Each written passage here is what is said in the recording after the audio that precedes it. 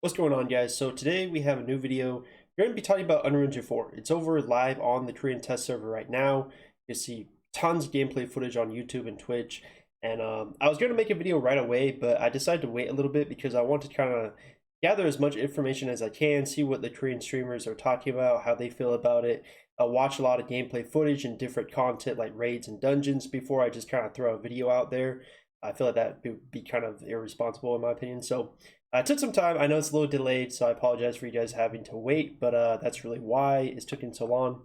But anyways, let's talk about Unreal Engine 4. So there's a lot of information I want to share with you guys. There's different Twitch clips I want to show you guys showcasing the FPS and everything. Main thing that I feel like is really great summary of information is from a Korean Twitch streamer who plays Blade and Soul.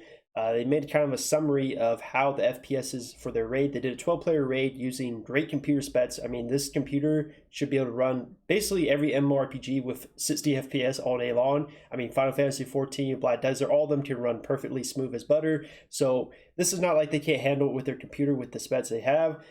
Basically, they talked about their ping, which is the test server. FPS, this is the main thing to talk about. So you see right here, this is the FPS he was getting in this Black Tower raid. When he's fighting the Raven King and all these different raid bosses, which in my opinion, I never really get too terrible FPS in Black Tower. Like the raid I really had bad FPS in was Eternity Temple with like the Graphite and stuff. But either way, basically he did a test. So his graphic settings, he did it on 3 and then 5, and 5 of course is max settings. So basically his FPS was, if he had characters off and max settings, he was getting 30 to 40 FPS. So you have to have all the characters hidden like usual.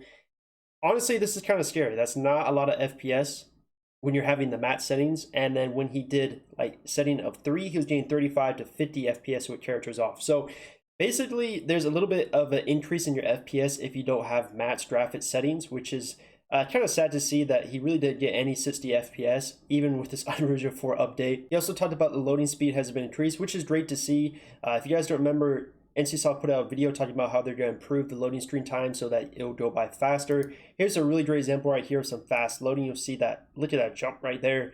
And they get into the game very quickly, which is great to see because there's so many freaking loading screens in Blade and Soul, and having to sit through like 3 of them at a time to go into a dungeon is so obnoxious. So really great to see they did improve that at least. I also talked about if you have bad graphic cards, basically if you have a bad computer, you won't be able to play the game on Unreal Engine 4. And this was something a lot of people were really worried about because with a whole new engine update, a lot of people were like, well, what if my computer isn't very great? Will I not be able to play the game? Yeah, basically you won't be able to play the game because people with even like NASA computers still aren't really getting the best FPS. Like it's pretty smooth in most cases, but they're still not getting the perfect 60 FPS with no drops or no freezes. So if you're like playing Blade and Soul right now with the minimal requirements, I don't really think you're going to be able to play Blade and Soul on Unreal Engine 4, sad to say. And that really sucks because, I mean, not everyone has the money to buy like a really nice PC. So I don't know. That's kind of a shame right there that they're going to be cutting out a lot of people. I really did expect this though with them upgrading to a brand new engine. I really didn't think if you had like a bad computer, you're going to be able to play it. That one's kind of common sense to me, but that's just confirming it. They did mention that's better than the live server. Now, this is something I've been hearing a lot. A lot of people have been saying when you're just doing your 6-man dungeons, you're doing your solo content, you're actually getting pretty good FPS. There's a few videos and clips of people getting pretty solid FPS. For example, there's one right here of people running dungeons like House of Idols where, you know, there's really no FPS drops, there's no freezes, there's no stuttering.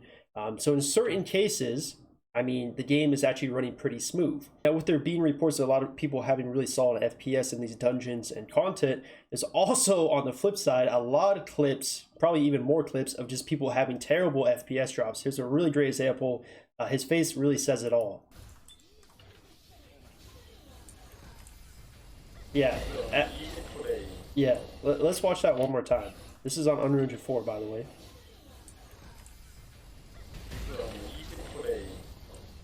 Honestly, that's kind of embarrassing. I'm not gonna lie.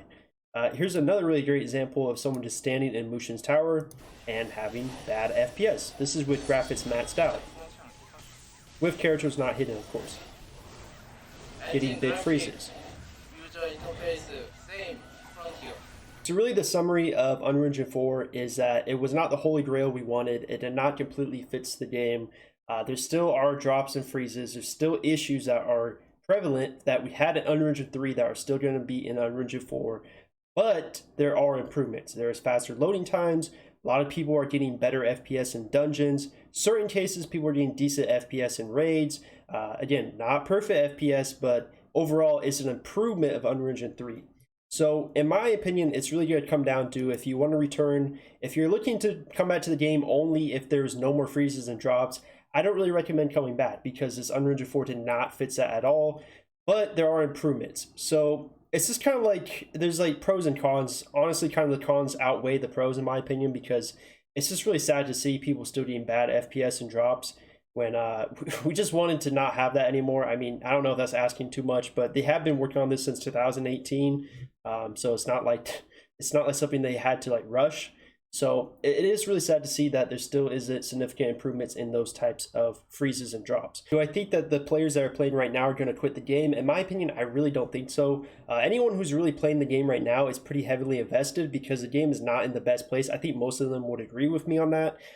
So if they're still playing right now, they truly love the game, or they're just, they spent so much money, they're just so invested in it, which is fine. But with that, I feel like their argument would be, well, hey, there's some improvements. Like Unreal Engine 4 didn't fix everything, but it's playing better than Unreal Engine 3. And they're right in that aspect. So I think in their case, they're not going to quit. I feel like they're still going to be, the people playing right now are still going to stay, even with it not fixing everything, because their argument is, well, it's better than nothing. It's better than what we have right now. So do I think Unreal Engine 4 is going to be as hyped as I wanted it to be? I really don't think so. I think this is going to be a drag for a lot of people. A lot of people are not going to be as excited. There still will be people playing it, still a lot of new players when it comes out in September for us. But I just don't feel like the hype is there as much because it clearly did not fix everything. In my opinion, I really feel like they just didn't change anything from the Frontier server.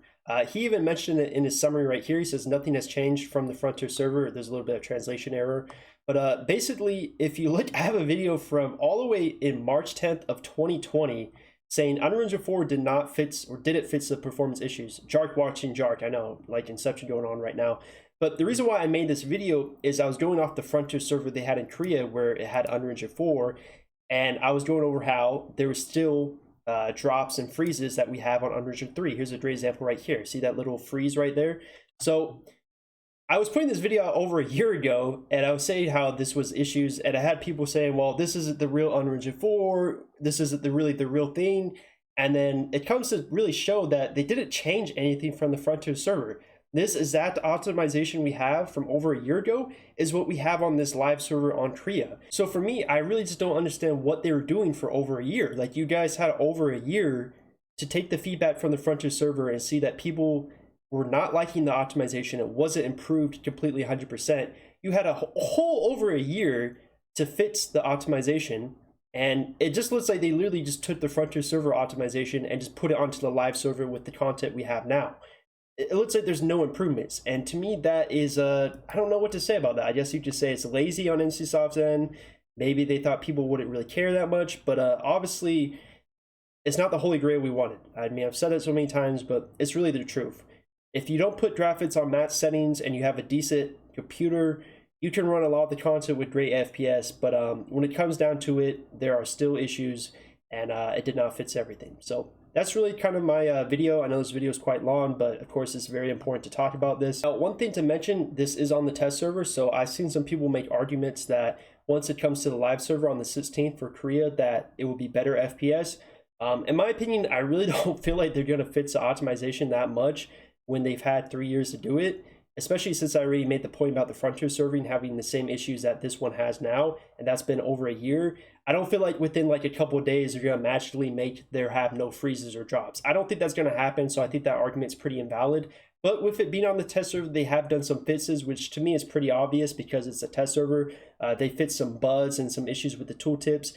Big thing they said here is that the client stabilization has been conducted. I heard reports of some people even crashing on the new Unreal Engine 4, so maybe they're improving that. I would love to see that because crashing in Blade Soul is basically a meme. Like, everyone crashes. If you run your dailies, you'll probably see at least 1 or 2 people crashing your party every single day. So I think it at least fits that. That would be great. But in terms of them releasing it on the 16th and then there being no freezes or drops, I don't really see that happening. I think this is what we're going to get in terms of optimization. But that's really the end of the video. Let me know what you guys think about this. I'm glad there's some improvements to the engine, but I'm definitely disappointed that it did not fix everything.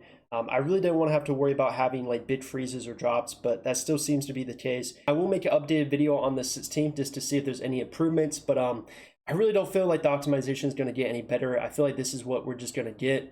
I would love to be proven wrong though. Please prove me wrong, NCSoft. Please get rid of all the stutters. Please get rid of all the FPS drops. I would love to be wrong. So we'll see. Thank you guys for watching the video as always. And I'm out.